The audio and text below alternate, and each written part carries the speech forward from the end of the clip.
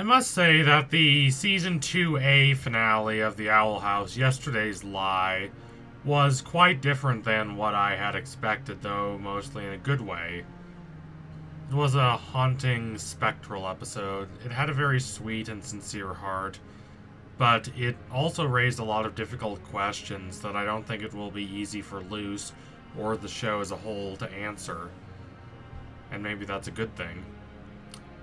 If you look back to the predictions I made for this episode before it aired, I said that the screen time would mostly be split between Luce going up against Belos's maniacal plans and Luce trying to figure out how to get back to Camilla. In fact, as it turned out, Belos played a very minor role in this episode. I was kind of surprised at how utterly absent he was from this mid-season finale. Instead, the focus is almost entirely on Camilla and her discovery that the person she thought was Luce was not actually Luce, and then her heartbreaking farewell to the real Luce, who not only has to go back to the Boiling Isles, but who reveals that she chose to stay in the Boiling Isles instead of being on Earth. It's kind of funny how much time we spent wondering and worrying about the so-called fake Luce, or creepy Luce, or imposter Luce, but in reality, this creepy Luce turned out to be a kind-hearted, well-meaning shapeshifter named V. V is far from an evil, manipulative villain or some sort of stooge of Emperor Belos. Rather, she is kind, quiet, and introverted. The complete opposite of Luce's explosion of extroversion. Luce befriends her and becomes quite close with her. They're almost like sisters, in a weird way. Also, it appears that V was not intentionally a part of any scheme of Emperor Belos. It just happened to be a coincidence that this imposter Luce comes into Luce's house at the same time that Belos is making all his maniacal schemes. It is true that Belos seems to have created V for his magic extraction purposes, but V herself despises Belos and wants nothing to do with him. In fact, she probably has a lot more visceral hatred for him than Luce does. V just wants to be left alone and left to her own life. She was happy with Camilla in the human realm. V is voiced by Michaela Dietz, better known to y'all as the voice actress for Amethyst in Steven Universe.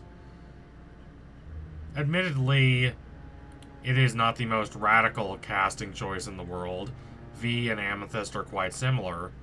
They are both shapeshifters, they're both lonely and awkward and suffer from an inferiority complex because they were created simply to serve a malevolent authority, an authority they soon broke away from.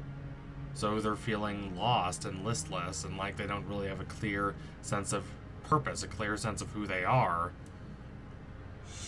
And I think the casting choice works well enough. I'm just happy that V was not a cruel monster, but rather a compassionate and thoughtful individual who ends up becoming quite close with Luce, even though V kind of resents Luce in a way. And I find that resentment interesting. I kind of wish the episode had drilled into that a little more. Luce had the life that V yearns for, and Luce ran away from that life, not finding it satisfying. V, chased and pursued and made to feel worthless all her life, just wants that sense of stability, that sense of family, and she finds that in Connecticut with Camilla. Despite being introverted, V makes a lot of friends easily in the human realm. She goes to camp instead of Luce, and she makes a lot of new friends there, even with the high schoolers that Luce is so afraid of and awkward around. For V, this life here on Earth is a dream come true, and the show makes sure to dwell on that, and I respect it for that. And of course, their views of the Boiling Isles are completely opposite. For Luce, the Boiling Isles is a dream come true. It's not this idyllic utopian fantasy world like she was anticipating, but it is a world of self-discovery and growth for Luce. She's really had to face her flaws and the problems in her own fantastical narratives, and she's really had to think about what she really wants and who she really wants to be, and she's grown because of that. But for V, this place, the Boiling Isles, is a place of pain and sorrow and suffering. It's a place she yearns to leave, and she's so happy to finally be in the human world, and she is terrified when she believes she's going to have to go back to the Boiling Isles. V does not have to leave, but Luce does. By the end of the episode, Luce is left in a quite untenable position by the end of this episode.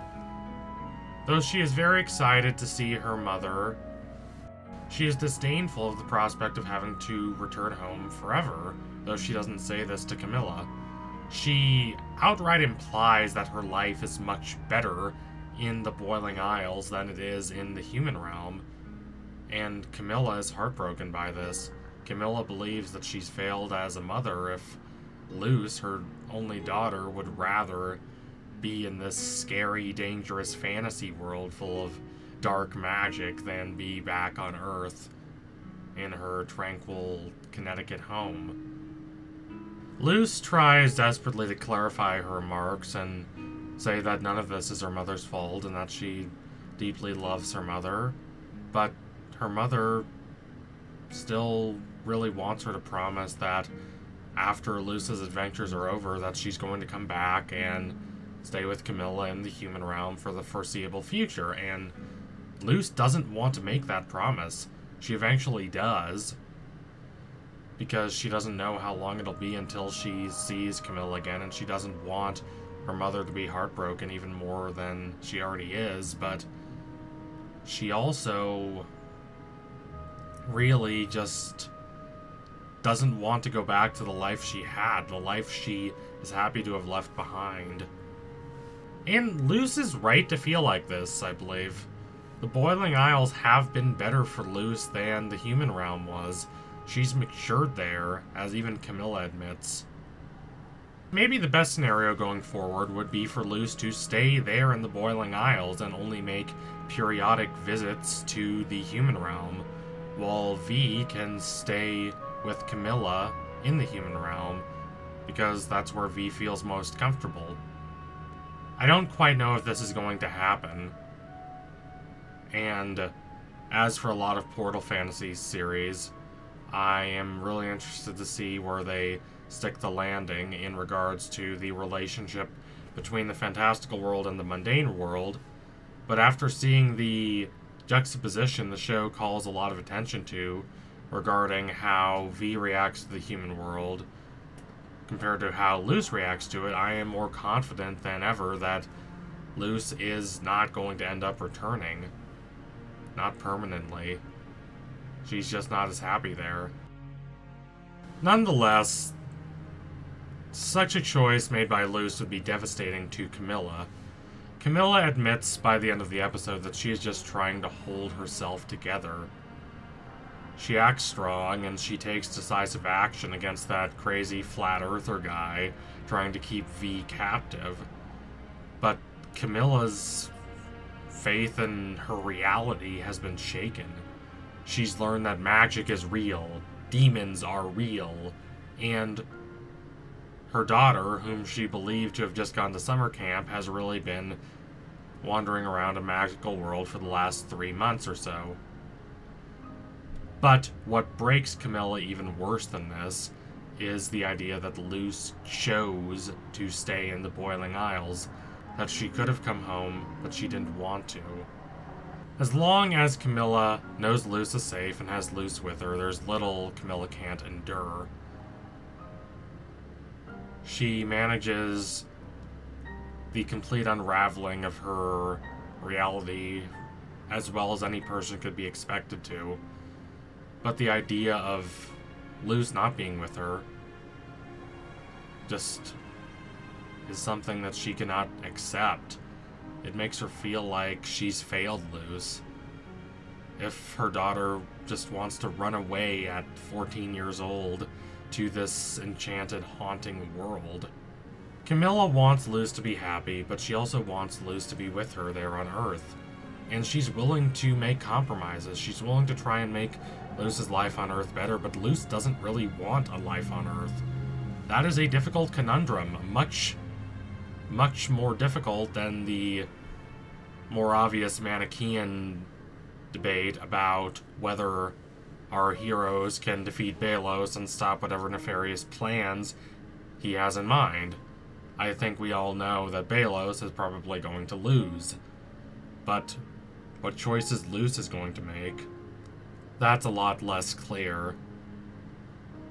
And the implications of her choices on her relationship with her mother are messy, and there are no real easy answers to that debacle.